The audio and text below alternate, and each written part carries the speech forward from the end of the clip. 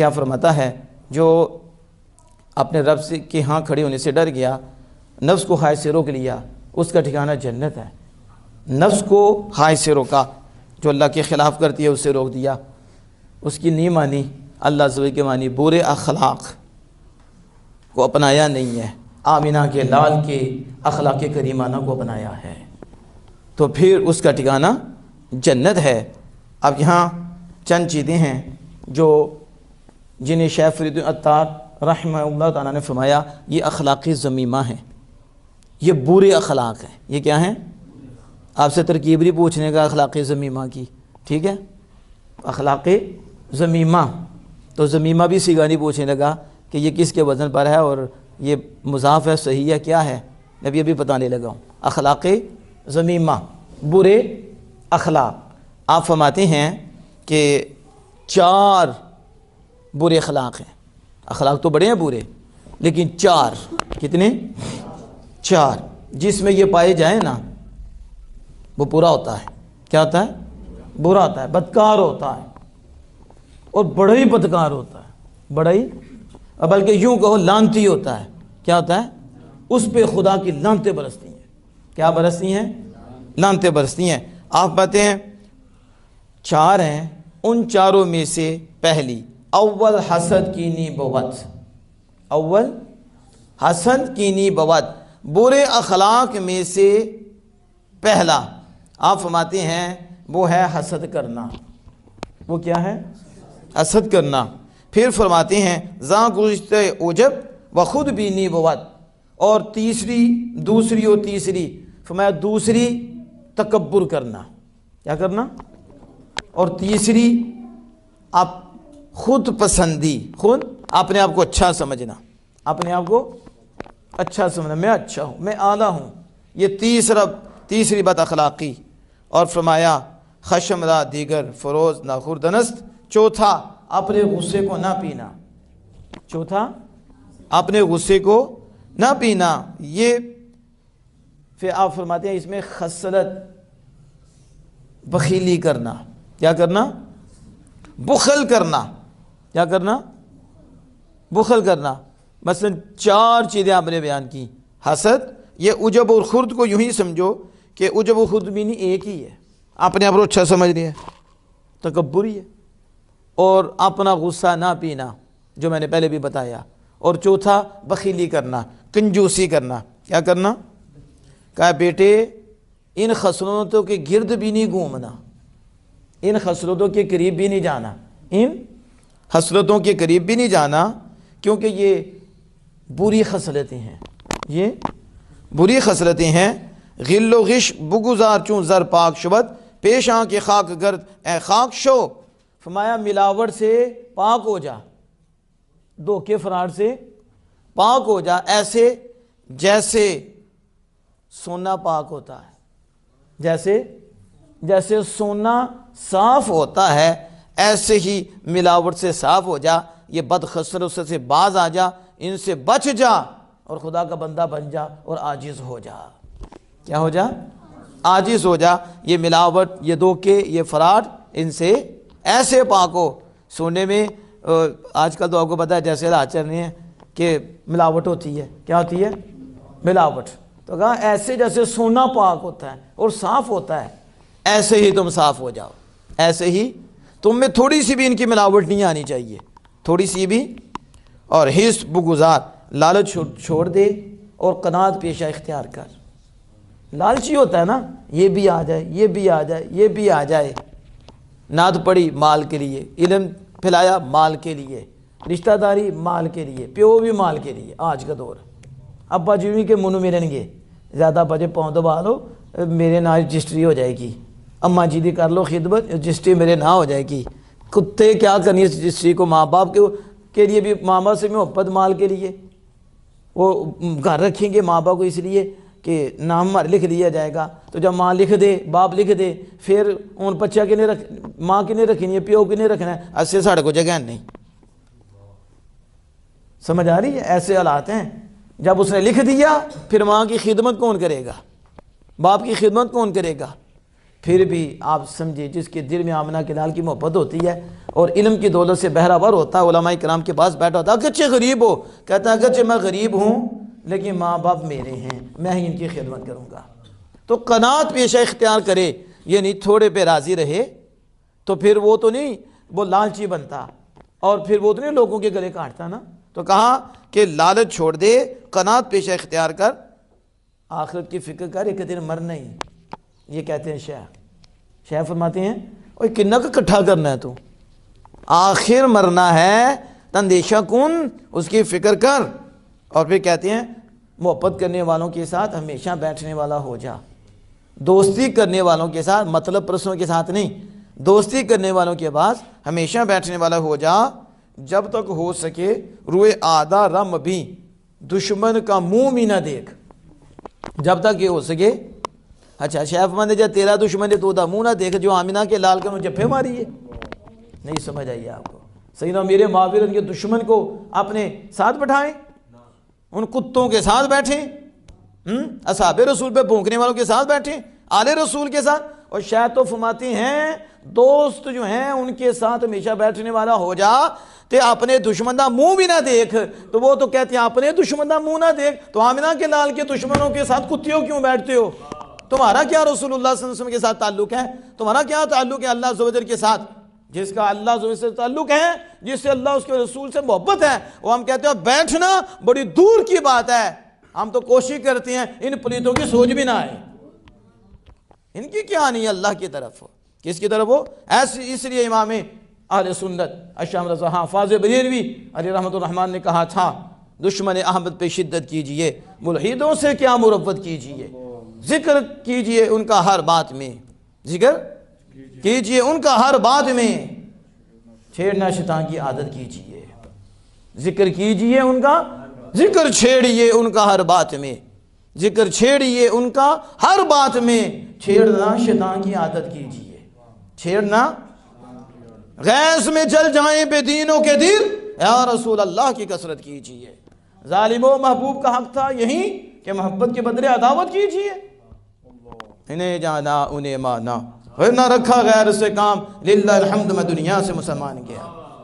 سمجھ آ رہی ہے جو میں بات عرض کر رہا تھا؟ لیکن اصل ایک بات کر کے میں بات کو ختم کرنا چاہتا ہوں۔ شاید ہم نے سب سے پہلے لکھا حسد کرنا، کیا آج ایسا نہ کہہ سکنے ایسی کہ اٹ پٹیے دے حاسد نکل دینے، اٹ پٹیے دے اچھا کارثہ نے تلاوت کر دیتی ہے، جل گیا ہے، مر گیا ہے، ان کو شہرت مل گئی ہے، اتنی اچھی تلاوت کر لی ہے، میں پیچھے رہ گیا، منو کیوں نہیں ملی، انہاں دی چلی جائے، اے ہلاک ہو جائیں، تباہ ہو جائیں، انہاں دے گلہ ہی بند ہو جائے، انہاں ناشی بچی بڑھ لی ہے، گلہ ہی بند ہو جائے، انہاں شہرت مل گئی ہے۔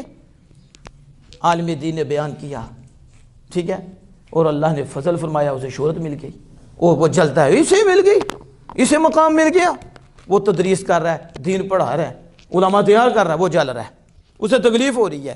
یہ صرف جلنا دنیا داروں میں نہیں ہے، یہ جو دین کا نام لے رہے ہیں ان میں بھی ہے، برداشت نہیں ہو رہا کہ یہ اسے شہرت مل گئی، اسے مقام مل گیا، یہ متقی بن گیا، یہ پرہیزگار بن گیا، اسے شیخ صاحب کا قرب مل گیا، اسے ولیوں کی صحبت مل گئی، اسے اللہ کے یاروں کی صحبت مل گئی، اسے والدین کی وفاداری مل گئی، اسے آمنہ کے لال کی وفاداری مل گئی، اس کی تو عزتیں ہو رہی ہیں، اس کو تو مقام مل رہے ہیں، وہ جل رہا ہے، کیا کر رہا ہے؟ اللہ پاک اس آگ سے بچائے۔ بڑوں کو آگ لگی ہے کہ نہیں؟ یہ حسد کی آگ اللہ پاک محفوظ رکھے۔ تو پھر یہ حاسد اس وقت تک اسے سکون نہیں ہوتا جب تک وہ جس نعمت سے جل رہا ہے وہ چلی نہ جائے، اس نے اس وقت تک آرام سے نہیں بیٹھنا۔ آج دیکھ لو طوفان بدتمیزی کھڑا ہے کہ نہیں؟ حاسد مر رہے ہیں نا کہ فلاں قائد کو مقام مل گیا، فلاں قائد کو مقام مل گیا، فلاں مفتی صاحب کو مقام مل گیا، فلاں قاری صاحب کو مقام مل گیا، فلاں نعت خواں ہے جو حضور صلی اللہ علیہ وسلم سے پیار کرنے والا ہے، میں اس نعت خواں کی بات کر رہا ہوں، بازاری کی نہیں، اس سے جل رہا ہے، وہ فلاں سے جل رہا ہے۔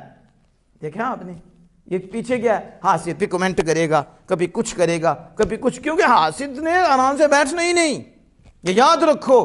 اس لیے اللہ پاک من شر حاسد اذا حسد، اور مجھ سے مانگو حفاظت اس حاسد کے شر سے جب وہ حسد کرے، جب وہ اتنا ہے اس کے حسد کا شر کہ رب فرماتا ہے مجھ سے پناہ مانگو، یہ بڑا کمینہ ہے، یہ زیادتی کرے گا، یہ تمہارے خلاف لوگوں کو کرے گا، یہ بیانات کر کے تمہارے خلاف کرے گا، جہاں بیٹھے گا تمہارے خلاف بولے گا۔ کیوں؟ اس لیے کہ ان کا یہ مقام چلا جائے، ان کی یہ نعمت چلی جائے، ان کو جو شہرت ملی ہے وہ ختم ہو جائے، ان کو جو عزت ملی ہے ختم ہو جائے، انہیں دنیاوی عزت ملی، انہیں دینی عزت ملی، ختم ہو جائے۔ اس نے مکان بنا لیا ہے، مکان ہی تباہ ہو جائے، ختم ہو جائے۔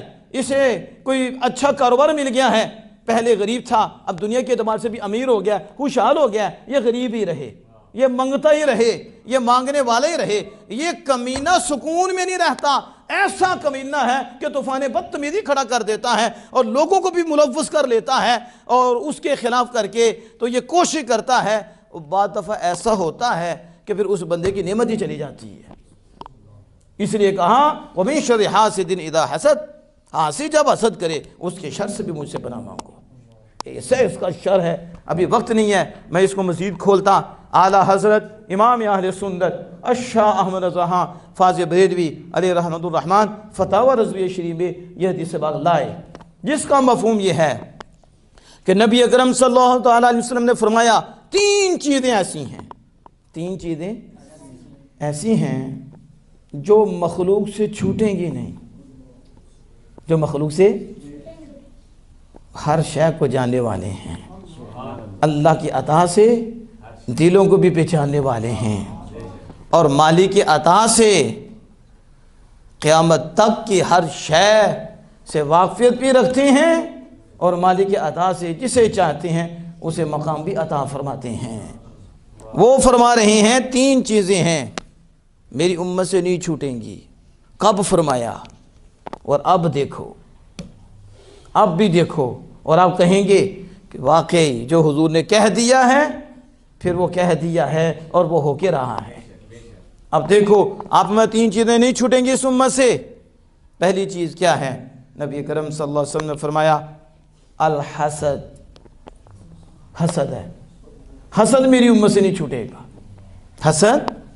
اور یہ فرمایا کہ اور بدشگونی لینا، بدشگونی لینا یہ بھی میری امت سے نہیں چھوٹے گی۔ اور ایک اور فرمایا بدگمانی، کیا؟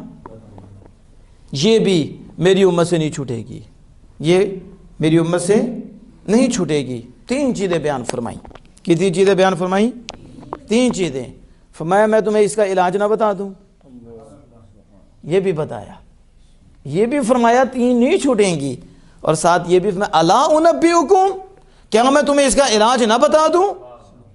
سبحان اللہ، کون سی ایسی بیماری ہے جس کے معالج آقا نہیں ہے؟ طبیب کیا ہے حضور کے سامنے؟ آپ تو دلوں کے بھی طبیب ہیں، دلوں سے بیماری کو فر نکال دی، اور آپ اللہ کی محبت کے دیے دل میں روشن فرما دیے۔ تو حضور فرماتے ہیں میں تمہیں علاج بتا دوں، تو کیا علاج ہے؟ میں جب تو گمان کرے نا، جب تو اس پہ عمل نہ کرے، کیا کرے؟ پھر اس پہ عمل نہ کرے، یعنی بدگمانی، گمان تو آئے گا کسی کے متعلق، لیکن اس سے لڑائی کر، اسے اور لڑ کے بھائی کے متعلق اچھا گمان کر، آنا ہے، یہ نہیں کہ آئے گا نہیں، فما آئے گا، اور پھر تمہیں لڑنا پڑے گا، تمہیں تم کہیں گا نہیں تیری نہیں ماننی، اللہ اس کے رسول کی مانی، میرا بھائی اچھا ہے، میرا بھائی اچھا، آج دیکھو وہی جیسے میں نے کہا نا اینٹ اٹھاؤ تو ہانسی نکلتی ہے نا، اسی طرح اینٹ پٹو نا تو تھلے بدگمان نکلتی ہیں، ایسا ہے نا؟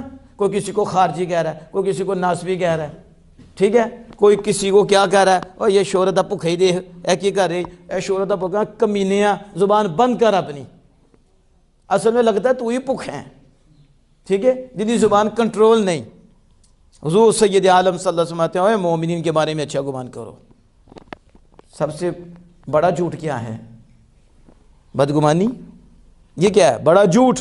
اور حسن ظن اچھی عبادت ہے، اچھا ظن اچھی عبادت، لیکن اندر ہی گند ہوئے تھے پھر اندر باہر کی نکلنا ہے، جو تو اندر ہی خراب ہوئے گا تو بدگمانی کر کے فتوے دے گا نا، کبھی کسی پہ بدگمانی، وہ ادھر بیٹھا ادھر بدگمانی، ادھر بدگمانی، وہ کوئی کام کر رہا ہے تو اس کے خلاف یہ تو اس کی سوچ ہی ہے، یہ تو شہرت چاہتا ہے، یہ تو یہ چاہتا ہے، وہ یہ چاہتا ہے۔ میرے آقا فرماتے ہیں آئے گی، گمان تو آئے گا لیکن اس پہ عمل نہیں کرنا، اس پہ لڑنا ہے۔ حسد آئے گا، حسد آئے گا لیکن تم نے حسد پہ عمل نہیں کرنا، زیادتی نہیں کرنی، بس کہ اس سے لڑنا ہے، جہاد کرنا ہے۔ یہ اندر کی کیفیات ہیں، یہ تیرے دل کے فعل ہیں اور یہ آئیں گے۔ یعنی تیری سوچ ہوگی کہ میں حسد کروں لیکن کرنا نہیں، تو بھائی کی نعمت کے زوال کی تمنا نہیں کرنی، نہ اس کے خلاف چلنا ہے تم نے، بلکہ اس کے خلاف چل کے حسد نہیں کرنا، بلکہ یہ دعا کرنی ہے مالک آج یہ اس طرح قرآن پڑھنی ہے اور کرم فرما، اس سے بھی خوبصورت پڑھے اور مجھ پہ بھی کرم فرما دے، میں بھی تیرے پاک کلام کی تلاوت اس سے بھی بہتر کروں۔ مالک تو نے ان کو دنیاوی مال و متاع دیا ہے، تیری راہ میں خرچ کر رہی ہیں اور مدارس چلا رہی ہیں، اپنے والدین کی عزیز و قریبا کی خدمت کر رہی ہیں، مدارس مساجد کا نظام سنبھالا ہوا ہے اور آبا کے سروں پہ ہاتھ رکھا ہوا ہے، ان کی مدد کر رہی ہیں۔ مالک یہ تو تیرا کرم ہے، میرا بھائی خوشحال ہے، تو مجھ پہ بھی کرم فرما دے، مجھے بھی ایسی دولت نصیب ہو جائے اور اس پہ مزید کرم فرما۔ یہ اصل یہ دولت ہے نا، اور جس سے ہم جا رہے ہیں اور جل رہے ہیں۔ اور لکھا ہوتا ہے جلن دا منہ کالا، کیا لکھا ہوتا ہے؟ دیکھا ٹریکٹر کے پیچھے بھی لکھا ہوتا ہے کہ جلن والے دا منہ کالا، تو ساتھ لکھ دیتے جو ایسا کرتا ہے اس کے اندر لگے چھوٹا جا تالا، ٹھیک ہے؟ اسے بھی کسی صوفی کے پاس آنا چاہیے تاکہ یہ حسد کا تالا ٹوٹے، اس ظالم کے اندر اجالا آئے کہ رب کی تقسیم پہ حسد کرتا ہے ظالم، اللہ نے دیے ہیں، ادھر بیٹھے ہیں تو رب کی فضل ہے، یہ بیٹھے ہیں تو رب کا فضل ہے، یہ رب کا فضل، جنہیں مال ملا رب کا فضل، تو رب کی تقسیم پہ لڑ رہا ہے اور رب پہ لڑ رہا ہے، رب پہ کہ اللہ نے اسے دیا تو مجھے نہیں دیا، تو اسے تجھے، چپ کر، تجھے جو دیا وہ تیرا ہے، اسے جو دیا وہ اس کا ہے، وہ یہ رب کا فیصلہ ہے۔ کس کا ہے؟ میں حسد آئے گا، حسد، لیکن زیادتی نہیں کرنی، زیادتی نہیں کرنی۔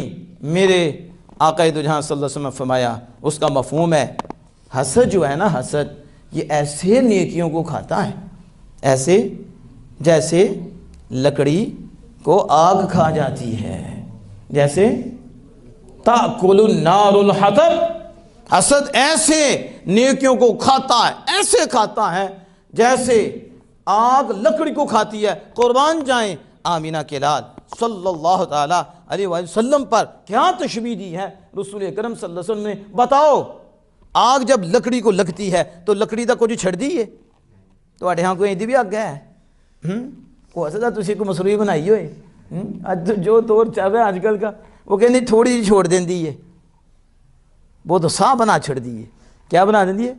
لکڑی دی شکل بھی نظر نہیں آتی، لکڑی دی صفت بھی جان دیئے، لکڑی دی اور لکڑی دی ذات بھی جان دیئے، تو کالا ہو گیا، جنہوں لگے انہوں بھی کالا کر دے دیئے، راکھ ہو گئی نا، تو کچھ رہا، تو پھر حسد کرنے کا یہی حال ہوتا ہے۔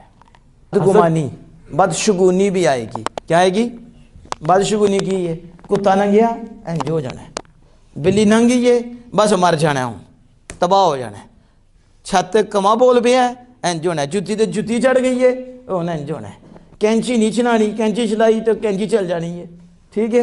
اوہ میرے کو نہ گے منوس ہے، دیکھا جو پورا دن ہی میرا بیڑا، منوس تو ہے جس نے نماز نہیں پڑھی، تو کسی کے آگے گزرے تو ہو سکتا وہ تو گزرے تو رحمت دور ہو جائے، کیونکہ تو لانتی ہے، نہ نماز پڑھتا، نہ سچ بولتا ہے، نہ تجھے صبح منہ دھونے کا پتہ ہے، اٹھ کے وضو کر کے لگے حضور چکوں اور اٹھ کے منوس ہے، تو منوس ہے، اسے منوس کہہ رہا ہے ظالمہ، وہ صبح اٹھ کے نماز پڑھتا ہے اور آپ کو یاد کرتا ہے، اس کے گزرنے سے تو رحمتیں برسیں گی، وہ ہوا بھی معطر ہو جائے گی، تیرے گندے کے گزرنے سے ہوا بھی گندی ہو جائے گی، کیونکہ تو نے رب کو ناراض کیا ہوا ہے، اس طرح توجہ کا ہے، بلی ننگی دہنج ہو جائے گا۔ سمجھ آگئی؟ یہ کافر پہلے زمانہ جاہلیت میں تھا، کس میں تھا؟ یہ دن منوس ہے، آج دے دن نہیں کرنا، یہ ہو جائے گا۔ کو تو خدا کو مانتا ہے، خدا کے مصطفیٰ کو مانتا ہے اور وہم پرست بنتا ہے، وہم کے پیچھے چلتا ہے، کتا ننگے بلی گے کچھ نہیں ہوتا، تیرا اپنے رب پہ یقین ہونا چاہیے کہ میرا رب ہے، وہی سب کچھ کرتا ہے، لہذا میرا رب مجھے بچا کے رکھے گا، پھر اللہ بچا کے رکھے گا۔ تو جب کہنا نہیں بلی ننگی ہے میرا کاروبار نہیں ہونا، پھر نہیں ہونا، رب تے گمان ہی اچھا نہیں کیتا، سمجھ آ گئی؟ اس لیے میرے آقا نے فرمایا یہ آئیں گی، خاص کر کے عورتوں میں زیادہ ہیں۔ کن میں ہے؟ یہ بیماری عورتوں میں زیادہ ہے، انہوں نے بیماری پہ ہی ہوندی ہے۔ دو نکاح نے، اچھا دو بھیناں دا نکاح ہے، لہذا ایک نکاح ہوئے گا تو دوسرا نہیں ہونا، دوسرا نہیں ہونا، کیونکہ دوسری بہن مر جائے گی، دوسری بہن مر جائے گی۔ ایک دن چی نکاح کرتی تھے، ایک دن چی نہیں سمجھ آ رہی؟ اچھا دو نکاح کٹھے نہیں ہونے۔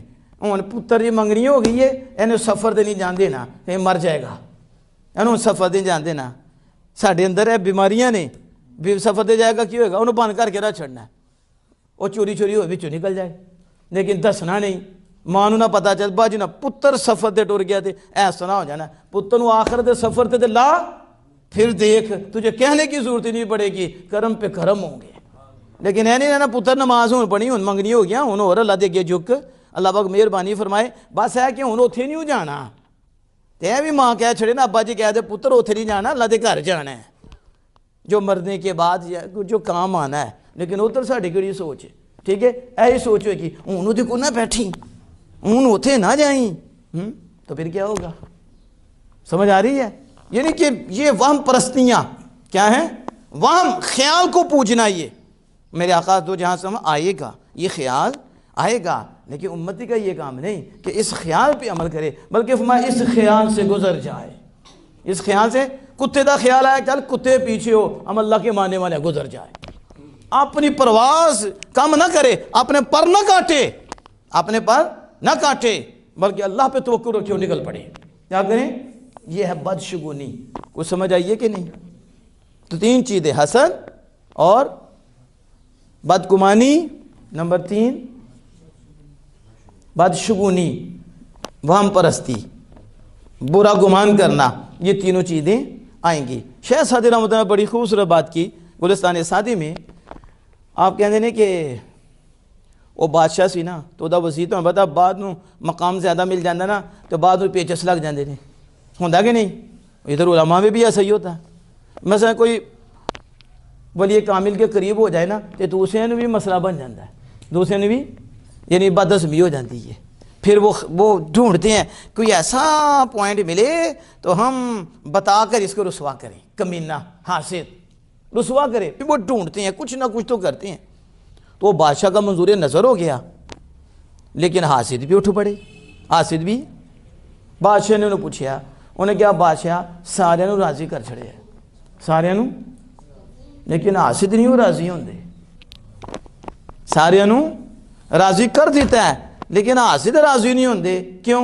انہیں کیا بادشاہ حاسد ادو ہی راضی ہون گے جدو منصب جائے گا، جدوں وہ میرے منصب جائے بغیر راضی نہیں ہوندے، انہوں نے اگ لگی دی ہے کہ اے کیوں بادشاہ دا منظور نظر ہو گیا ہے، انہوں کیوں قرب مل گیا ہے، تو جب تک یہ ختم نہیں ہوگا وہ راضی نہیں ہوں گے۔ تو شیخ سعدی فرماتے ہیں اے حاسد مر جا، اے حسود مر جا، کیوں؟ آپ فرماتے ہیں اس لیے تیرا حسد مرن تو بغیر ختم ہی نہیں ہونا، مرنے کے بغیر ایدھ وے چیز جلدا رہے گا، ایدھ وے چیز جلدا رہے گا۔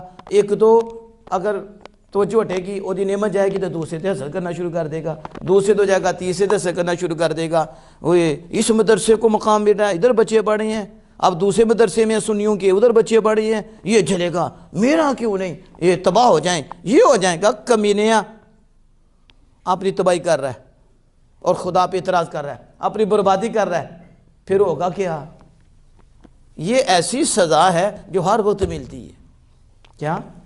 حسد کی ایسی سزا ہے، ہر وقت چلتا رہتا ہے۔